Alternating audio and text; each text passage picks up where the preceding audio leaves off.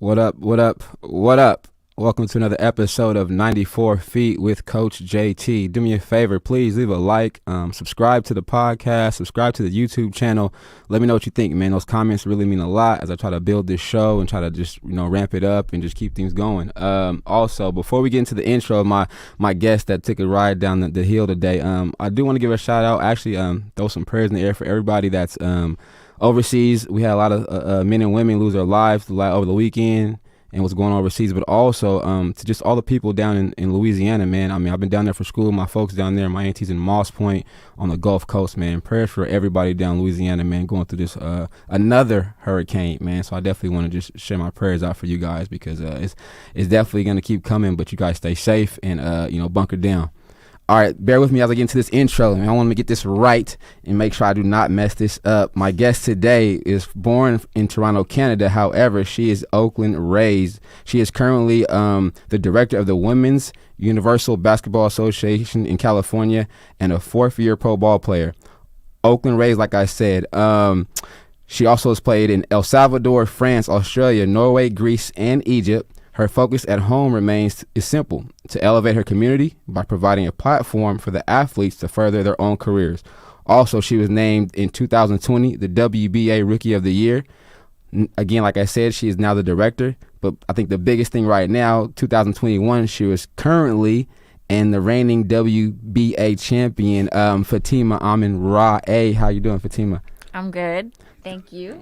Thank you for being here. I really appreciate it. As you know, in the game of basketball, 94 Feet with Coach JT, we like to get right into it. We're going to jump into this thing, but I got to ask, Toronto, Canada, being from Toronto or being born in Toronto, growing up a little bit there, what was that like at an early age for you? At an early age, I spent a lot of time with my family. I actually moved to the Bay Area when I turned 5. So, that time in the beginning, I'm just chilling with my family. That's mostly it. So you make that long trip somewhat to the Bay. You get there 5 going on. So now you get into the different lifestyle and the different dynamics from Canada to Oakland.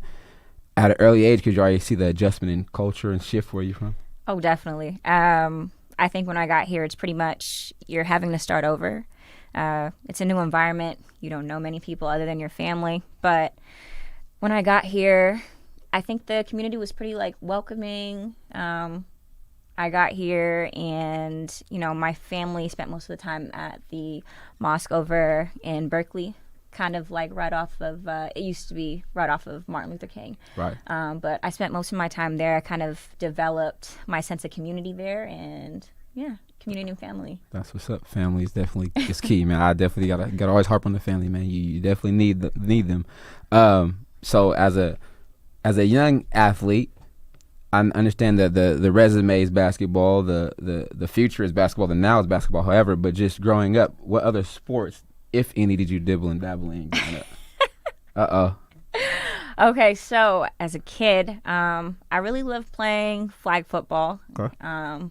Shifty. Yeah, shifty. I was a little wide receiver. I was getting these touchdowns whenever I could. But I played a little softball as well. Wasn't as good, but I think if I wasn't playing basketball, it was ping pong. Okay, hand-eye coordination, speed for sure. No, I spent a good amount of time at the Lincoln Center over in Chinatown. Oh, you was getting it in. Yeah, I seen the guys play, the older gentlemen play, and I'm like, how can they, That's make amazing. the ball do the things that they're doing? So I'm like, okay, let me ask them. They were super chill. They taught me, and whenever I would be finished with basketball or the courts would be closed outdoors, I would go inside and get a couple games in. That's what's up. And that's definitely a respectable sport. You got to be quick on your toes, your hands, everything, your eyes. So I definitely. Oh, yeah, I'm kind of nice. So I got a couple partners who play too, man. We always compete. We go out and we go on trips. We see a ping pong table. It gets pretty intense, but we always up for a challenge, but I'm a little rusty. So. I just ordered one. Whenever you want serious? The smoke, oh, yeah. come through. I don't know. You real serious. I'm going to have to let that one go. I know my battles. So at what point did you start to focus on this thing we talked offline pre-show about the love of basketball, just the basketball in general? When did that shift for you, kind of okay, let me get into this hoop thing a little more seriously or devote some more time into this game? I probably made that shift probably around middle school time, kind of around the time of like September 11th a little bit. During that time, like, I had a super crazy change in my life. Like, my family and I, we ran out of money, so we ended up living in a homeless shelter. And I had to switch schools. My environment changed. A lot of things changed for me. And I really developed that love for the game because it kind of just made me feel like a regular person. Like, I didn't have all of these other things going on around me in my environment. So I was good. I had people really just like invest in me and kind of, tell me to just stick with what I'm doing. This is my passion. See it through. It could really take me a lot of places as long as I put the time in. And, the love for the game is going to continue to develop. So, and definitely on this show, we talk highs, right, and successes all the time on my show. But you already jumped into an adversity segment, or like a low time in your life and your family. But just as a young lady, as a young athlete, how did you push through that? Because I think those are some of that is the important part of the stories that I like to present on here, because we all celebrate wins, right? People celebrate those, but it's those tough times where you got to push, or you got to dig deep, or somebody's got to lift you up or uplift you to overcome, that makes the story what it is. During those times, how did you get out of that? You guys make it through there? Honestly, like, from a very young age, my mother instilled in us that, we want to treat others the way that we would like to be treated. Words have power, so whatever you're throwing out there into the universe, that's what you're going to manifest for yourself. And I quickly saw like what type of environment that I was living in, and I made that decision at a very early age that that's not the life that I want for myself. I want better. I want my family to have better. I know that this current situation that I am in isn't permanent, but I know that if I work hard enough, I'll be able to create something for myself so that, later on down the line, we're in a much better position than we were, than we started in. So that's kind of where it started off. Yeah, so you get that drive, you get that burning desire now to shift your narrative, right? You like, I gotta make some change. I gotta make a change. Pick up the ball more, and as you know now, right, with gyms and training, I definitely ask this question on every show. Though we talked about one of somebody we both know, Danielle Viglione. I've been told that she clocked over 10,000 hours. Yeah, exactly. So, and if you know DV, she's a bucket, but she spent time outside, right, doing that with the boys show. He talks about that. So for you, just to estimate, like, just give me a little bit of how much time, not out total, but just throughout the day, how much time a day would you put in working on your craft as a young lady, young baller? I mean, I know Danielle, she's been around the game for a very long time, so I know she's gotten those 10,000 hours. But I mean, whenever school got out, I'm at the Lincoln Center, or I'm at the Diamond Park over in Oakland, or I'm at wherever a gym is open, because, like, obviously back in the day we didn't have access to gyms like the players do now. So I got my time in on the blacktop, and I think, if anything, I put in about probably somewhere around like 5,000 hours. But I find myself to be like a workhorse. I'm constantly working. I'm trying to find new ways to innovate my game. I'm working out with whatever trainer I feel that is able to benefit me in the best way possible. So that's what's up. Yeah. There it is. I mean, hey, like I said, some people haven't reached that platform, right? So you're a step ahead. As we get into said middle school, high school type thing, so being out there, what high school did you go to? Okay, so my first high school, I went to St. Joe's, but look, my first choice, I wanted to go to Berkeley High. I don't know why. I was just like, I wanted to go to Berkeley High. And I went to this workout at St. Joe's. It's the school that Jason Kidd went to over in Alameda. So I went to the workout. The coach was like, we could use you. We could do a little something. So I'm like, okay. And it's a private school. So you already know it's like $10,000 to go there just off like the first year for tuition. So they do a little something. I end up getting in, but mind you, like, obviously it's high school. We're just now, moving out of the shelter, so we don't really have any money for me to like go there. I ended up doing my first year there. Didn't really go as planned, just because like I was used to being a street baller. So I'm working through a system now. I'm working on how to be a certain player, fulfilling it within a role. But I don't think my coach had enough time to kind of work on me with that one-on-one, especially as a freshman when she has upperclassmen that she has to deal with to try and get them like college offers and stuff like that. So I ended up meeting the JV coach at the time, Kenya Babers.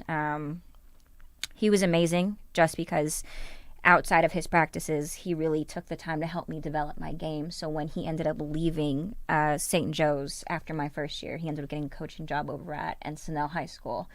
It's also in Alameda. It's just on the opposite side. Time to go. Yeah.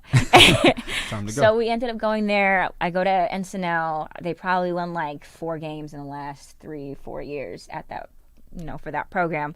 But he did a great job of recruiting along with the other coach that they had there. They ended up bringing us in. We ended up winning like 15 games the first year.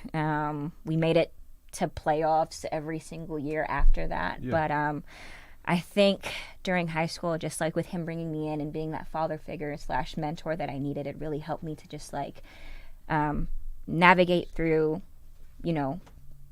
trying to become a better player, be more coachable, be more accepting to criticism and stuff like that. Yeah. Very important. That's what's up. So through your high school career there, again, that's a section we talk about little highs. And you can talk, I know you have a couple highlights because, again, I'll get to some of the stuff I saw on Instagram that I posted and it went crazy, and I'm like, okay, I'll ask about that later. But high school, just give me a couple things that you know that you'll never forget, like some of those high moments where you're like, okay, this was it. This is high school basketball for me. In the Bay, like I said, you're playing in a well-lit area out there for basketball. A couple highlights, a couple games. I mean, we played against Berkeley High, and back then they went to state like almost every single year. Right. I think like my junior year, we ended up beating them in like the West Coast like Jamboree tournament. So that was like one of the highlights to take away. We ended up making it to like second round of like NCS playoffs, which is like huge because obviously like within the last couple of years the program didn't really do as well as it would have liked to. So we kind of changed the culture at the school.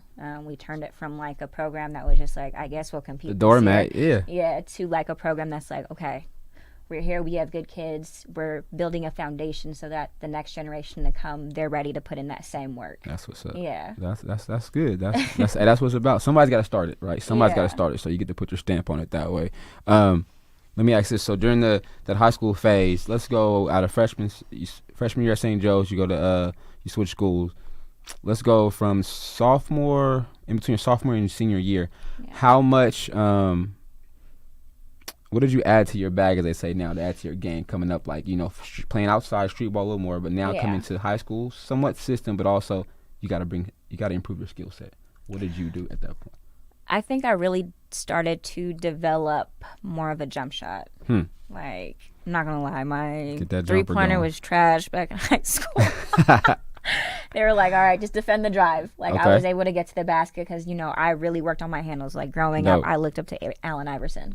Like, I wanted to be just as shifty as he was. I can see it. So I got by well enough just by, like, on driving to the basket, creating and stuff like that. But during that time, I really had to develop a jump shot, especially as a point guard. Being the size that I am, I'm not going to be able to... No post-up coming. College comes. I'm like, the girls are like 6'3", 6'. At every level. Yeah, at every level. So I'm like, you got to add something else to your bag so that you're still as, So you talked successful. about AI. Yeah. One of not a problem, right? But who else was in that area? Because again, everybody had certain people. Who are some other people that you just give me your top 3 or 5 if you want to that you top can name? 3 or 5. Okay, so I really looked up to Alexis Gray Lawson. She went to Cal. Tough. She ended up going to. I'm sorry. Did Lex went. She got signed. I forgot what team she got signed to the first year, but she ended up going and playing with the Phoenix Mercury right after her first year overseas. So I looked up to her. I ended up playing with her sister over at Encinal. So we ended up pretty much being like family after that. I looked up to Shannon Bobbitt. I think the first but college game I got to see, I was really a big fan of Tennessee. So when they came down here to play Stanford with Candace Wiggins and Jana Pill and all them, Wiggins was tough too, though. Oh my gosh, she's so fiery. She was tough, man. But I had so much respect for Shannon Bobbitt because I'm just like, she was 5'2". She went to a JUCO, ended up going to a D1, a very good program, and doing big things for the program. that was big to me. At that point, I was just like, okay, if she could do it, I definitely can do it. Like, I know coaches will tell you all the time, you're this, you're that, you're undersized, you're too small, you need to gain weight. But I'm like, I have an example right here in front of me. Perfect. Yeah. I really like Candace Parker's game as well. And then just pro players like Kobe, definitely. And then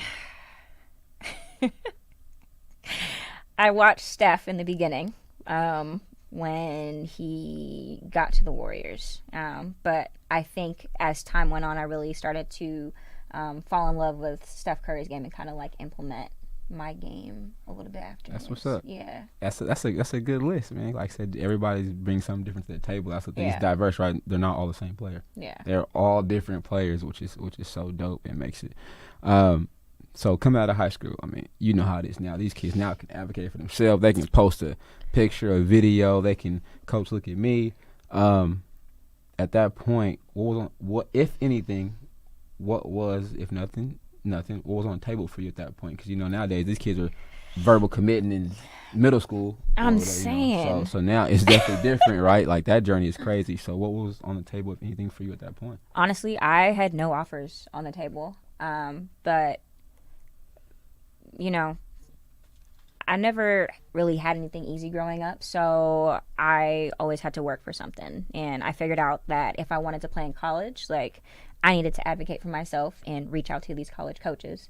So I ended up going to a JUCO. I went to City College of San Francisco my first year. The coach originally wasn't, like, recruiting me. She was recruiting my friend that I went to school with. So I ended up going to one of the workouts. She ended up, you know, taking me on as a bonus. First half of the season was great. I was playing. I felt like, you know, I was a part of the team. I felt like I was, you know, playing within my role. Mm-hmm. And then things switched up. But, you know, I never gave up on myself. I still bet on me, and I did my best to just push through it regardless if I was getting playing time or not. I knew that, you know, if I could help my teammates and if my opportunity came, like, I would still be ready. So I'm going to stay ready regardless. But that year I didn't really get to play that much second half of season. So I had to work on other aspects of my game, being a better teammate, being supportive, playing that, you know, bench role, bringing that energy. But, you know, I guess we did well enough that we finished second in the state and we got a conference championship. So well, that's not too bad. Yeah. I mean, given the shift though, right? So yeah. Like, again, more adversity, going from playing, not playing. I mean, I'm coaching now. I was going on 15 years coaching. Yeah. Playing similar role in high school, having to do that, and then going to junior college myself. I'm a JC life is different. And people, yeah. I say it all the time. You got to respect JC athletes because the grind is dog eat dog mentality. You have to be built differently. You have to have a certain type of mentality because obviously, like, there's new people coming in every day. This is your second chance. Well, even for me, first chance, right? But I'm saying it's guys that are. I graduated early. I'm 17 in junior college, but I'm like, these dudes are 22, 23 years old. Man, yeah. It was no more. It wasn't that, you know, we didn't reclass back then. You didn't do all that, so I wasn't. I mean, I probably would have liked to have been 18, 19. Yeah. But these guys are 24, 25. I'm like, these dudes are 6'4", 6 something. So, you know, I definitely, you know, it's everybody's story, which is, you know, is you come out, you make it at JUCO. Yeah. And plus, please believe you come for somebody's spot. JUCO people are not waiting around after they do it in 2 years. It's very cutthroat, and I feel like I've always had this mentality: if you can make it in California, you can make it anywhere. Yeah. Just like not even in sports, but just like hey. You got to be able to create for yourself. If you believe in yourself, you have to bet on you and stick by that until something changes. So, I mean, I definitely college, feel that. I had to. So, before you get to college, the second year JUCO. Yeah. Same school or what? No, I switched. Uh-oh. Yeah. So I ended up going to the school that beat us. Oh, wait. I went to Santa Rosa Junior College. Santa Rosa, too. Oh, my gosh. I've lost to them SRJC. so many times. They're post games. solid. They're very fundamentally They sound. stay solid. They're fundamentally sound. The same coach, the guy coach was probably there when you were there. Went to Arizona, coach I Arizona. think so. He's still there. Yeah. He's just, but I mean, they're pretty consistent and dominant. But they've clipped me so many times. Yeah. It hurts. It hurts Santa Rosa. Respect to them though, man. Good coach up there, man, and a good program. But I don't forget the losses. Like them losses up there, triple overtime one year. I mean, it was some crazy games. They have some shooters at their school. Their men's team is like, always. They're consistent. Yeah. They come to play. Okay. But I think that year I really learned a lot, just because like I was. Your environment was different, correct? I was in a very different environment than what I'm used to. Santa Rosa, yes. Oakland. Yes. Two different sides of the spectrum. It is very. It's for real. Let's keep it. We keep it 100 on the show for real. It's definitely different. That dynamics is different. The environment. The pressures or the whatever is different looked upon, it's different out there, So, but again, if you can make it from where you at, you stuck it out. It's not very diverse. So I'm like one of the very few black people out there. So I'm like, okay, I have to not fit in, but I'm like, okay, I have to change some certain things about myself so that I feel comfortable being here. But like, obviously, I feel like I fit in anywhere. But being there, I pretty much was like forced to kind of change up just like how I was, just because like I know there's certain things I could have gotten away with in the Bay Area which wouldn't have wouldn't fly out there. No. So I really had to I learned a lot out there that year. And I think looking back, like even I talked to the coach, me and the coach are still cool now. But we've had some really good conversations, and I definitely like appreciate her for just being patient with me, because obviously like it's different. But you needed that, right? Yeah. You needed that to make it in that environment, that time in your life when you were at, and definitely. But coaches, people, again, their mentors, their father figures, mother figures, they're whatever they need for certain athletes who are welcome for it. So that's definitely, shout out to coach. Like I said, if it got you through it. Lacey's a solid one. There you go. Appreciate you.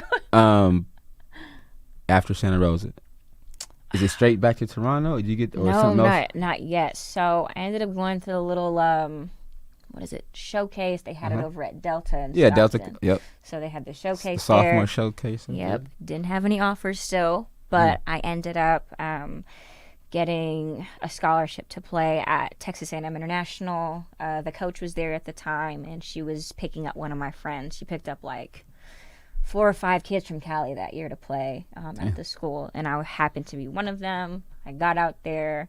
Coaches will tell you a lot of stuff.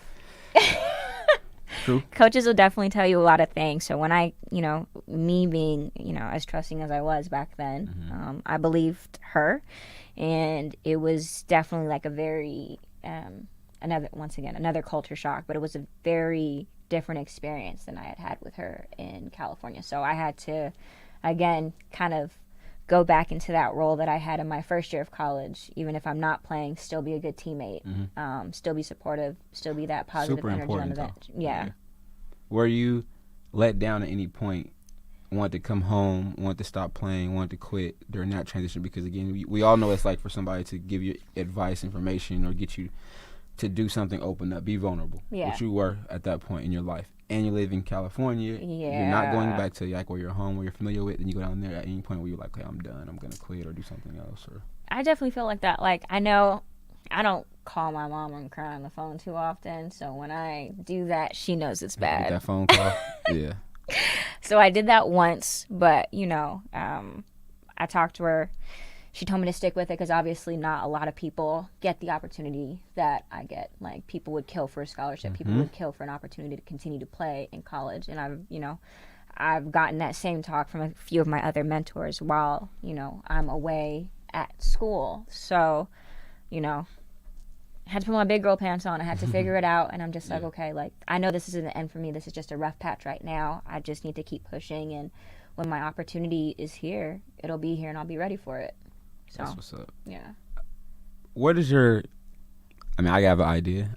Where does that keep going? That I'm gonna get done, put my big girl on type thing come from? Like the adversity growing up, or just the parents still there, or just some people say. I mean, I know some people are just in them too, though. Where does that come from for you? I mean, I think it's been in me. I don't think I've had the easiest childhood or just lifestyle. And I know that if I don't keep going, then no one else is going to be able to do it for me. So, I mean, I know I'm allowed to have my moments where I'm, feeling emotional or feeling vulnerable. But I know I gotta keep going. I know this isn't the end for me. I know what my purpose is. I want to live within my purpose, so I need to keep going to get there. It's bigger than me at this point. So I'm just like, I know that if I can make it, other girls that are in my position or other people that are in my position, I can use my lifestyle as an example to tell them, keep betting on you, keep doing what you do, like keep doing what you need to do to get to where you want to be. It's not crazy, but you say find your purpose, right? I mean, man, God, I just turned 39 last month. You do not look 39. I turned 39, and but just how do you get to mark or feel that's your purpose? Like, when did you get that feeling? Like, because for me, it's different. I think I found mine, you know what I'm saying, with coaching, teaching, and mentoring and stuff like that with kids and young males, whatever. But it's a dope thing for people to find that. I've learned that from people I read books about, people I know, people who are in my circle, right? We find it's like you can see their purpose in that. But yeah. How does it make you feel to find your purpose, though? Like, I know even before we had this talk going, you just read that comment that girl left. Yeah, we might have to pull that up in a minute. I think so. I don't know, just a little bit, but we'll keep going. So that's a friend of mine. Yeah. But I think I know where I'm supposed to be. I think I know what I should be doing because I have people like that, thanking me for helping them get to where they want to be. Because it's just like, we grow up, we watch movies like Love and Basketball. Yep. And I'm watching Monica, and I'm like, I want to play in Spain. I want to play at USC. Like, right. I want to be a baller. I want to be respected. I want to put on for the next generation. So I'm just like, I need to keep going because it's not just about me. Like, I'm creating this foundation for the next person to come along and, put that next brick down. Yeah. I mean, it takes that. It takes that for real. So, Texas. You already got a Texas. Oh, man. Next stop. I went back to the homeland. I went straight up north. Now, back up north, right? Was that like a last option type? This was on the table, I gotta take it? Or no, I thought about it. So I'm just like, okay, my mom's Jamaican and Cuban. Wait, hold on. Say what? Where at? No, huh? My dad's from Kingston, Jamaica. They live in Portland. They're from Clarendon. Oh, see, you never know. Wait, see, it's crazy. You never know. It's basketball people. Shout out to people in Jamaica, man. Yeah, shout out to Jamaica. Y'all. Yeah. That's what's up. So you know how it is. Like, the easiest place to get citizenship is Canada, back especially like in the 70s, 80s. So that's where most of my mother's family is at. And I called family up, told them about my situation, asked some friends that ended up playing in Canada, like Simon Fraser, University of Toronto, or like even York University. Like, what's the eligibility looking like? As a Canadian, you have 5 years of eligibility as opposed to 4 years over in here in the NCAA. So I'm like, okay, didn't have a good year here. How can I get that year of eligibility back? I was just like, okay, let me start, reaching out to some coaches, seeing who needs a player in this position, because obviously I'm competing with girls that are, familiar out there with those programs. I'm going into a different coaching style, especially because, like, if you look at how Canada competes in like the FIBA Olympics or FIBA qualifiers, it's very different than how American play. So I'm having to once again adjust my game and just be like a student. Once again, like, being a student never stops, especially like if this is something that you want to do and you want to create some sort of longevity within this career. So I end up going, up north. I go to York University. I was my redshirt year there just because I had already used my NCAA eligibility up, and there was like this rule that they had, you couldn't play that year, you had to sit out. So was there, kind of got my feet wet, got a feel for, Canada and stuff like that, and I end up going to one of the Ryerson University workouts. And at the time, the coach was one of the national team coaches. She's now like the assistant women's coach out there, but I got there, she liked my game. I ended up making that switch, and I found myself in Canada, living with family for a little bit, because I'm like, I have to figure out how to navigate out here and just like get comfortable. Yeah, definitely. I mean, a journey woman, Oh my but God, like I it said, has not been easy. yeah, but like I said, and I think that's the purpose of why we're doing this right now too, to let people know like it's not necessarily yellow brick road, but you get there, right? But like you Yeah. said, keep going. You're gonna have to adjust. You're gonna readjust, and in your case, right, multiple times readjust. Like last week, I was telling Eddie, Coach DJ Eddie, that Cam Oliver said he had to readjust, like adversity, right? He was a 6'8" kid working in Dollar General for a minute. Yeah. You know what I mean? Like everybody's like, "What are you doing here?" But he's Yeah. like, "Look, he had to go back, refocus." Shout out to his wife, who was like, "Look, you're gonna play basketball, get this done. Go to college." So I mean, you had to adjust. So I definitely props to you. Like I said, don't quit. Get to Canada, get on the court. And what I mean, I did a lot of research because I'm like, man, the story is crazy. Like it's dope, but just seeing how the up and down went for you there, and then the perseverance, though, right? Yeah. Canada is a different beast. I think that was like my first taste of like overseas lifestyle, and it kind of helped me, especially like getting ready for the pros, just what to expect. But being over there in Canada, it was definitely different. I experienced a lot of like culture shock. I'm trying to do my best to give the coach what she needed from her point guards in that position while competing with like 4 other point guards that are on the team, and Dope. 2 happen to be 5th-year seniors, and they're getting ready to graduate, so they have to get Politics their time. behind all There's that. the politics that come into play. So once again, I'm faced with adversity, and I'm trying to figure out how to handle it, make the most of it, especially with me, my end goal, especially once university finished, I wanted to play overseas. Like, that's been my dream since I was like a little girl. That's what's up. So yeah, I had to face all of that. When I did get my opportunities to play, I made sure I made the most of it. Didn't let the politics really affect me, but I think I had some really great teammates that just like saw what I could bring to the table, and they did their best to, keep that positive energy going. It just helped me That's what's just up. really push through. That's what's up. Yeah. So before we get into these pros, she saw the gift I brought her before the show started, but it's okay. But also she plugged me.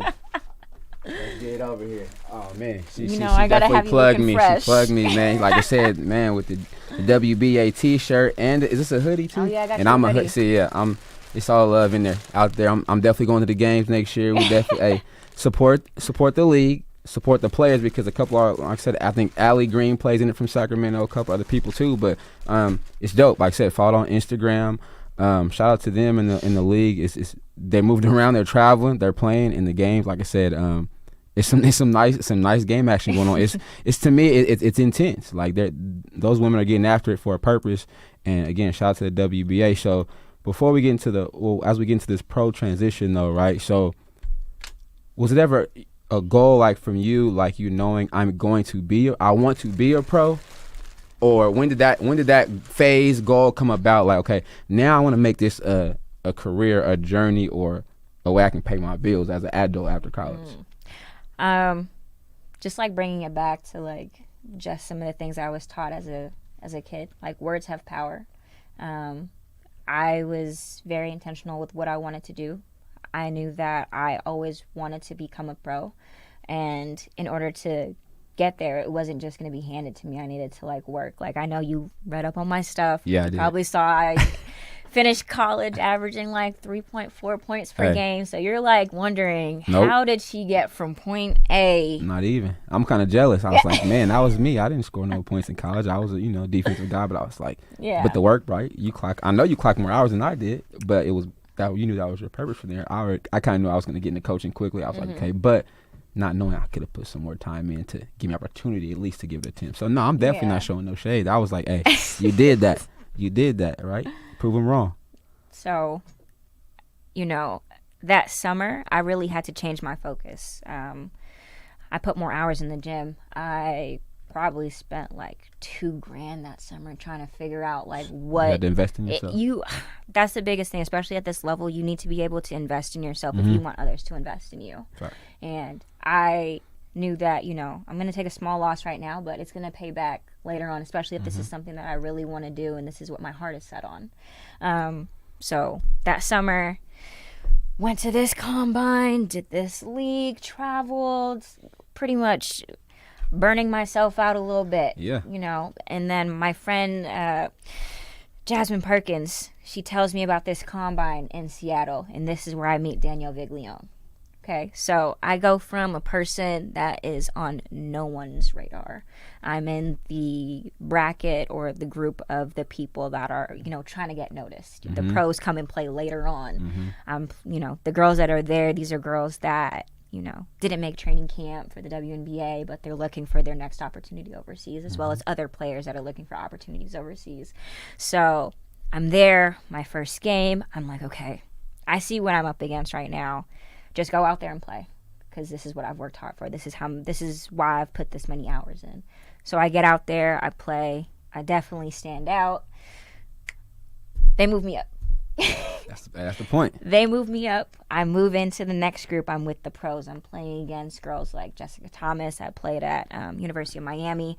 She's a very good Euro Cup player. I'm playing against a couple other players. You know, one of the coaches from, I think at the time was like the San Antonio Stars. Yeah, Stars, he was there. And I'm playing against a bunch of other great players. The team that I am on during that time, we end up winning the little championship for the combine. And I go from someone that's on no one's radar to one of the players that make top 20 in the camp. That's the goal. That's it. That's it. So I think at that point, it really helped me like boost my confidence up, because I'm just like, I can do this. I'm playing against these players. I'm going out there and giving my all, and I'm making plays, and I'm making my teammates better. And you know, coaches are really they're looking for me now. So I'm like, okay. After that whole combine is done, I'm like, okay, what are the next steps? No one's teaching me how to make a resume or play a resume. Right. No one's telling me how to put film together. No one's telling me how to like reach out to certain people. So I'm teaching myself all this stuff, or I'm asking my friends that have gone through this process so they can teach me, so I can go back and like get it done, because signing period's about to start, you know. The combine finished late July. We didn't get the film till like the second week of August, and then signing period, I know it Quick. yeah, so it was a quick turnaround. So I had to pretty much teach myself how to do all of those things, and I was so anxious for those 2 weeks, because I'm like staying up by my phone waiting for coaches to, you know, hit me back on email, just because I know the 8-hour time difference. Oh yeah. So I'm staying up between like 11 and 3 a.m. Morning, just for someone to just like take a chance on me. I finally got a call probably like a week before that signing period was kind of like slowing down, and I finally get an opportunity. I go to El Salvador. My friends, they tell me, coaches tell me, agents tell me, they're like, you need to put up serious numbers. You need to do something spectacular. You need to do something amazing, or you're just going to stay there. You're going to be in Central America. You're never going to make it into Europe, because that's the goal. You want to play on a larger platform. You want to play in Europe. So I'm like, okay. I had it in my mind. I needed to go out there and just be a dog. Yeah. Living conditions weren't the best. I'm living with one of my best teammates ever, Karen Flagg. Our beds were like 3 inches apart. We're living in this 1-bedroom, 3 apartment, whatever. It was a very bad situation, but yeah, we figured it out. The team went from winning no games to making playoffs that year. And I averaged 30 points per game. 30 buckets. See, now, people, again, numbers don't lie. 30 points is 30 points. Put the ball in the hole. Yeah. And again, I have a lot of people I know, NBA, overseas, or pros. I'm glad to be in my somewhat circle or acquainted by them. But people play overseas for sure. They call it jobs, right? It's a little different. They call it jobs. So you're there to do the job. You had to go score those points. But in that process, though, when you're leaving here, I wanted to ask you, how was your parents feeling about this move? Because now you're not in the States anymore. Yeah.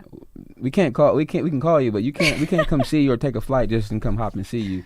What was that like for them and for you at that point?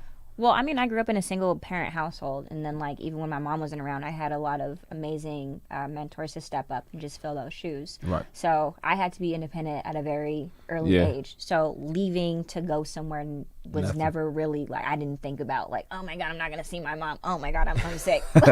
I'm like, let's go. This is what I want to do. Let's go. Yeah. So I mean, I talked to the people that I needed to talk to before I left. They gave me some great advice. Obviously, they told me that they're going to be in my corner regardless, and if I need to call them, just give them a call and we'll talk. Practice overseas. My boys, my best friends, they just retired from Korea. Man, I don't know, 14 plus years there. He was like, initially, they're practicing hours, right? But then as he became the veteran, as he became to handle his business over there, you know, he was like, okay, not practice, nah. But everywhere else, I know people who are in like different countries, like they practice. Yeah. How long was give me like a day in the life, just as far as one of those days where you like wake up, practice, game. What does that look like for you over there? I'm going to be honest. So, men and women, depending on what country you go to, especially if your team has money, practice is a little different. Yeah, money is a lot factor, big factor. Sponsors, you may practice 3 times a week, you may practice 4 times a week, you may practice 5 times a week, you may practice once, and it is your responsibility to be in that gym. Right. So, you know, the team I was playing for my first year, Santiago de Maria, they had no money at all. Like, we're not even staying in that city. We're staying in the capital. We're staying in San Salvador because, like, it just wasn't safe enough for us to be there as imports. Right. So, you know, I'm practicing. I'm making friends. I'm working on my Spanish while I'm there, trying to figure out, hey, can I use your gym? What hours are you guys in the gym so that I can come by? Like, I'm being as polite as possible, trying to make as many connections as possible so I can put my work in, because we're playing every Saturday, regardless if I put my work in or not, and I'm required to win those games. Yeah. So there to do a job. Yeah. So I'm in the gym every single day. I paid for my own Uber to get there. Like, it's definitely levels to it for Yeah. sure. That's crazy. So, did you ever adjust, or do you kind of always stay on your toes, on your heels while you're there? Because some people settle in certain places, Yeah. but you know, what I mean, that I guess that entry level for you was like, no, I'm not adjusting because I'm not going to be here. Yeah. But some people, like, you know, as it goes on, what places did you say you maybe got comfortable in and was like, okay, I really like it here, or kind of could chill here and handle business for a while, or if any? I don't think you ever get comfortable overseas because something happens unless you're playing for a club that has money. Like, unless your contract, everything, you know, X's and O's, I's are dotted, everything's good. Like, I know my contracts, even though if I've had an agent, I still have to find ways to advocate for myself, because sometimes the clubs will try and get over on you just because, like, they can. I've heard holding money, waiting, paying late, not paying. Yeah, there's I've some heard some clubs stories. I'm like, I'm not playing. I need like, my money. I have bills to pay, just like you guys have bills to pay. Right. So, I mean, It's a you real have thing. to, Yeah. you definitely have to, like, let them know, like, what's going on. That's what's up. Or tell them you're going to leave. Yeah, hey, for real. I've heard different stories. Like I said, people like, look, I'm not going out here until this, or send me home, or cash me out, or you know. So it's again that survival mentality, that dog eat dog at another level, right? The business side of it too, more so now, knowing the business side and how to communicate and talk and represent yourself is definitely needed. Overall, before you make it back to the States, how long was it? A long stint overseas at different locations, or how many years was it over there? So, like, every season, I played a full season in Australia. All the other ones, I ended up, you know, doing well enough to get picked up to play in a better league. Okay. I did play in France for like 3 months, but I was their first import, so they didn't know how to do the whole visa process. They didn't, you know, for an import. Like, I didn't even know how to do that. But I'm there with one of the guys. His name was Vinny. He was awesome. He was the only person there that really, like, spoke both French and English. So, and I had a Dutch teammate. So, I'm going to the embassy probably every week in November because, you know, time's ticking, and I'm trying to figure out how I can stay in France because I have a really good setup there. Right. And I'm doing really well there, and a lot of doors, you know, kind of opened up for me. I went from El Salvador to France. Right. Not a lot of people do that. It's a big jump. Well, I mean, 30 points. I mean, it better pick you up 30 points. mean, That's to a top-tier country? That's dope, though. Yeah, Yeah. France definitely is definitely a place where... How did that... Was that a huge relief off your back and your shoulders to see after you put in the work, you get the buckets, you spend time in El Salvador, and you get, oh, wait, I'm going, like you said, I'm going from a whatever D to A. Like, Yeah. Was that just like a refreshing moment? I mean, it was, but then, like, the agent that I had at the time, I think the biggest thing that I've learned just by being a professional, it really is important that you have someone that represents you, that has your best interests at heart. Yeah. Because most of the time, they're trying to make sure that they get a hefty 10% of whatever you're getting paid, because they think, you know, they're doing all this work, but at the end of the day, it's your career that's on the line. This is your life, and if it's not aligning with, you know, what they want, then, you know, you are the one that's being affected by it. So I ended up switching agents like in August. I'm unsigned all the way up until August. I ended up meeting this one agent he's amazing. He's still my agent now, but, you know, he took a chance on me, and, you know, he pulled some strings to help me get into France. And I'm just like, I want people like that in my corner, because, you know, we talked, we connected on a personal level, and he really saw what I was trying to do. So he was trying to help me achieve that. Super dope. Super dope. Let's talk WUBA. Make sure I get that right. When did you get your foot in the door with that league? I got my foot in the door with that league last year. So, you know, COVID hits, everyone overseas. I'm in Greece right now. Everyone overseas is being sent home because borders are closing. So I get sent home along with all the other Americans on my team March 16th. I'm depressed because I didn't have a good year out there in Greece. So I'm trying to figure out what my next move is. You know how important it is that, you know, if you have a gap in your resume or you don't do well that year, it's hard for you to get another job the next year, because you're competing against people that are fresh out of college or people that have done well or locals that live there. Right. So I'm panicking, I'm freaking out. I come home because, like, my club didn't pay me. Like, they tried to get us out. They didn't pay any of us. So I'm trying to figure out, I'm scrambling a little bit. And then, you know, JB, the owner of the time at that league, he reached out to me and just kind of told me about his league that he had going on in Atlanta. And I thought to myself, I'm like, we have a lot of amazing hoopers out here in the Bay Area. I would love to be able to put this on for them, just because, like, we don't have opportunities like this out here. I mean, I know they had the San Francisco Pro-Am for a little bit. You got to create it, though. Yeah.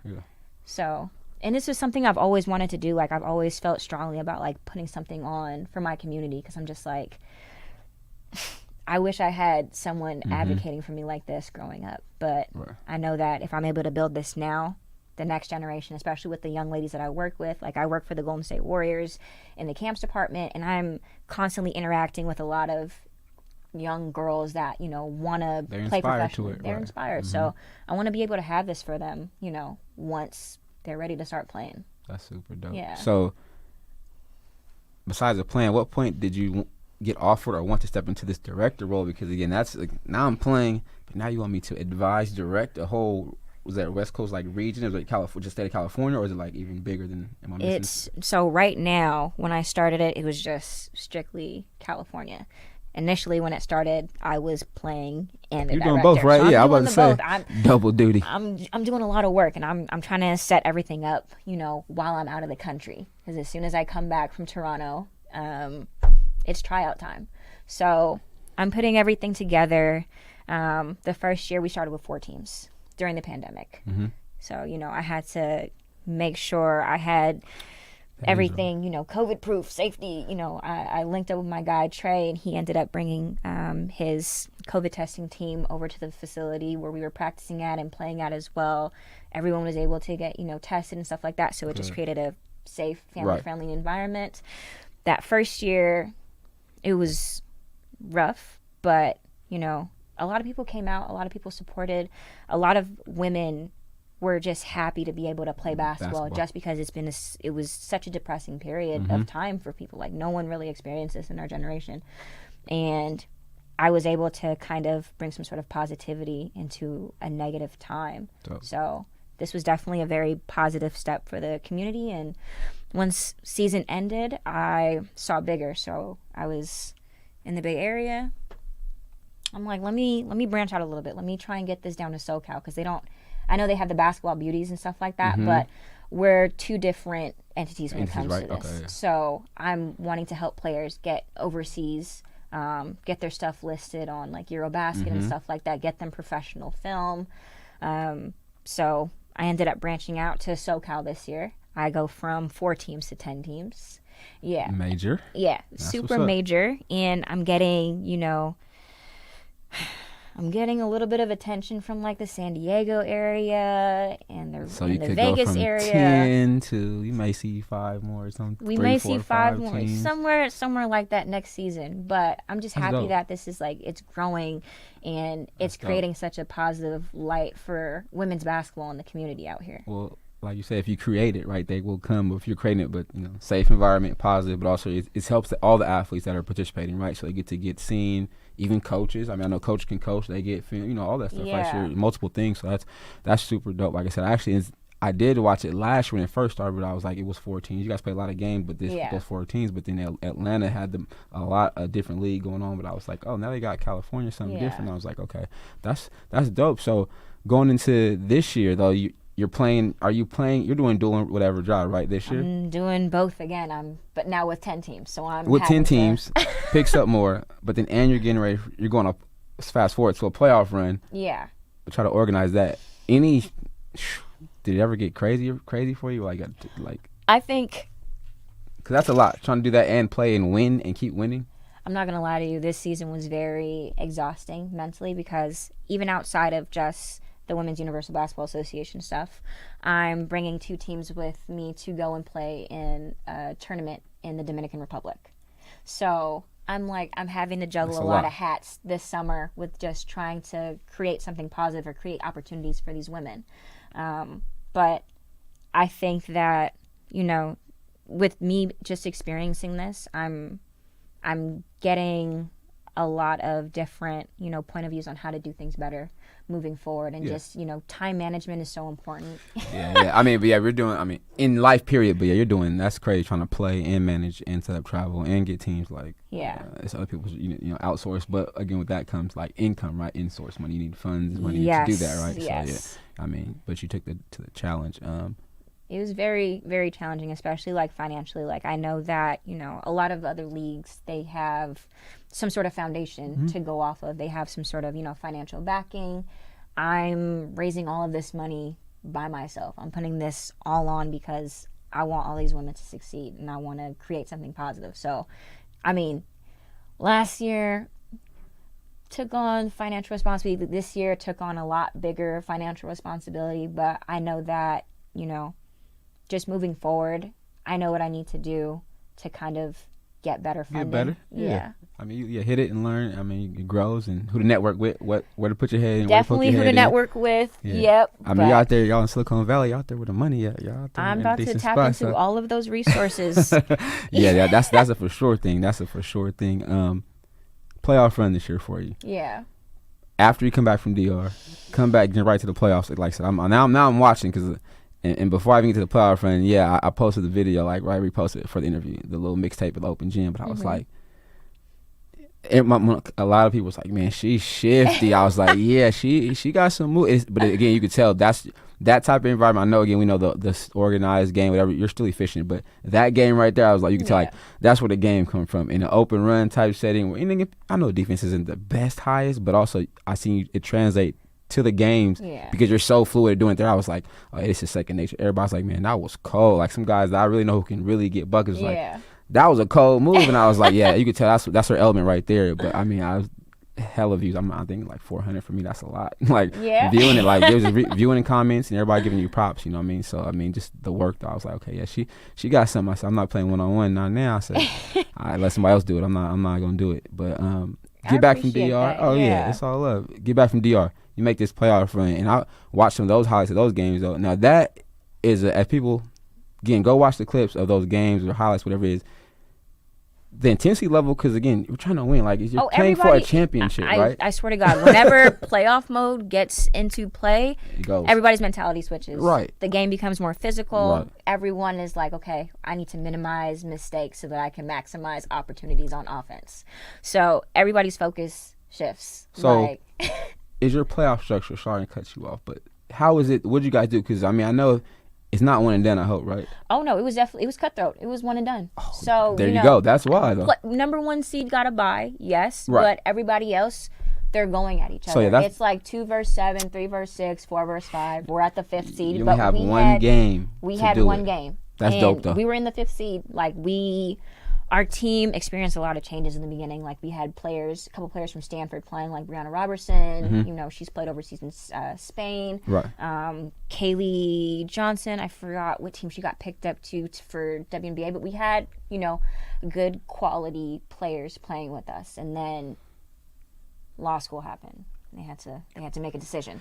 So they dropped. So we're scrambling around trying to figure out, okay, what pieces can we add to the team that are going to be able to mesh well together, because we're playing with like 5 players. I'm playing the whole game. My body's tired. I'm mentally tired. I'm physically tired, and I still have to come out here and perform every single Saturday. And you're still doing the behind the scenes work, putting stuff together. Yeah, paying whoever, doing outsourcing all that, and then come performing. I'm doing a lot, doing everything. So, we finally get our good group going on where everyone understands what their roles are, everyone understands what strengths they bring to the table, and what we need to do just to get the job done. So probably the last 5 weeks of season, we're all dialed in. We already have our chemistry going.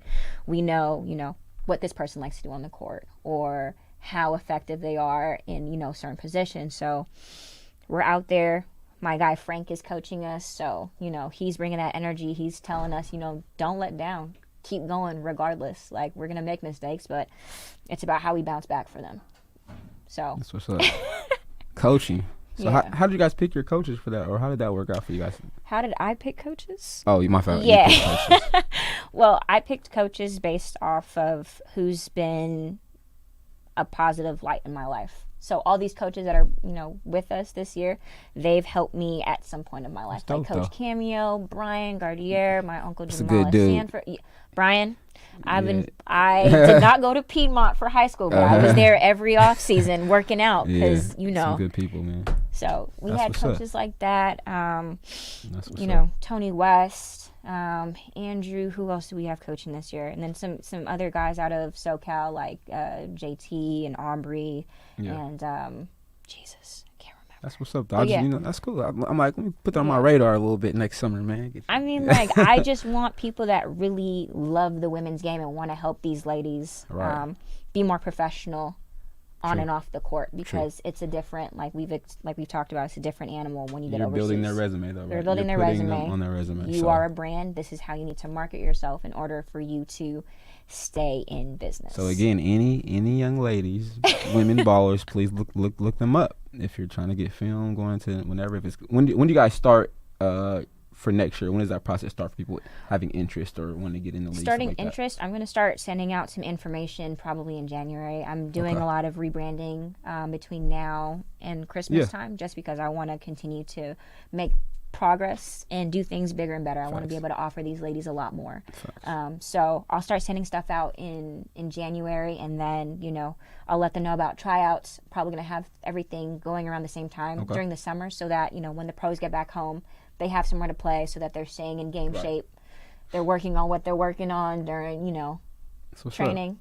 That's cool. Keep their bag fresh. Y'all hear it, man. Be ready. Be on your radar if you're listening. I'm telling you, have your stuff ready. So at the end of every show, before we get out of here, I always definitely gotta plug the homie Jay Gaines with Attic, who helped link this up, man. Attic, just download the app, man. If you're looking for hoop games or events in your area, Attic Sports, man, is a dope app. But I always ask my guests now, triple threat, basketball, dribble, pass, shoot. But however, it's time to apply that to just any, and it's not crazy. Timing is everything. I know some 5-foot-something point guard young ladies, women who are either have doing it or trying to do it right now in the high school realm or growing up, right? But just for anybody, give me your 3 things, your triple threat for you that you can relate to anybody. It can be in basketball, it can be in life, but just give me your triple threat. My triple threat would probably be... Oh, I got her good. See, I get people like that too sometimes. I get them sometimes too. They have to go think. Yes, it's when you got to think deep and dig in there. But that means it hit home. Go ahead. No, my triple threat would probably just have to align with my core values. Okay. Really believing in yourself. If you believe that you're deserving of this opportunity, just go out there and get it. Be realistic, obviously, but continue to push until you're able to obtain that goal. My second one, be kind to yourself. It's a very tough journey along the way, but you have to be able to just be compassionate to yourself. You're going to not have the best days all the time, but just know that you're going to be able to keep going as long as you're able to push through it. And lastly, give back. Give back. Pay it forward. If someone's helped you along the way, make sure you do that to the next person. I think that's a super big thing that I'm glad to see you're doing it. I try to do it here. I mean, my family, people I know, friends, try to do it as well consistently, but also do it honestly and earnestly, because again, it's like somebody did something for us at one point in our time. I always say everybody needs somebody or needs somebody at some point in their life. You know what I mean? Like, you can't just, I don't need anybody. You know, at some point in time, somebody's looked out or plugged or whatever. Shout out to DJ Eddie too for looking out for me in the studio. Like I said, just being a connection, being a good dude. We've been solid. Now I'm in here doing this, and for you, like I said, just it's dope to see what's started. But people were telling me like they're proud of me, but also I'm like, okay, now you're onto something, so I'm pushing you. Like, keep grinding. I already know we're gonna link up and talk offline about stuff. We're gonna get that league going. I think, you know, just it's only right that we help push it. But also, again, knowing any ballers out there that want to get in contact with you, where can they find you or where can they locate you though before you get out here? Let them know, give them your information, socials, whatever. Instagram, hit me up. My first and last name, Faatimah_A. That's the best way to contact me. Or Facebook. That's how most hoopers reach out. Yep. If you don't get that, shoot me a message too as well, because I'm here to be a bridge as well. And that's one thing I know that's why I'm doing this right now. If somebody sees this and want to connect, hey, I can send a message or send a link or whatever so you can get in contact with her and then get the league going. So I appreciate you making the ride down. I know, you know what I'm saying, get down in the heat out here from the Bay Area. But again, I really appreciate you. And best of luck, and continue to keep going and grinding, man. I'll definitely be in contact with you, but I'm definitely going to be watching. Like I said, hopefully, again, if I can get some of you ladies out here to go watch games or participate next season, we definitely work on that too, because they need to see it up close, because I'm hearing talks about the WNBA potentially coming back somewhere to the Bay, maybe Sacramento Bay Area. They're trying to come to the Bay. I think they just got approved for the Coliseum. It's a little things going on, so I'm like, but I mean, so again, you know, I know what you're doing. You never know, right? I mean, maybe we get you back. You can see you on the court and out there. You never know. We're gonna speak it to existence right now, right? So that's what I've been told too. So I appreciate you. Again, thanks to everybody listening, tuning in. One more time for you out here though, Louisiana, the soldiers, everybody praying for everybody who's lost somebody, who's down there too, going through something right now. Just praying. Take a second and give thanks while we're here, man, and for those people. All right. Follow the website 94 Feet with Coach JT, YouTube, Instagram, Twitter. Actually got a Facebook now too. A little late to the party, but it's just for the podcast stuff though. So I appreciate y'all, and everybody stay safe. Peace.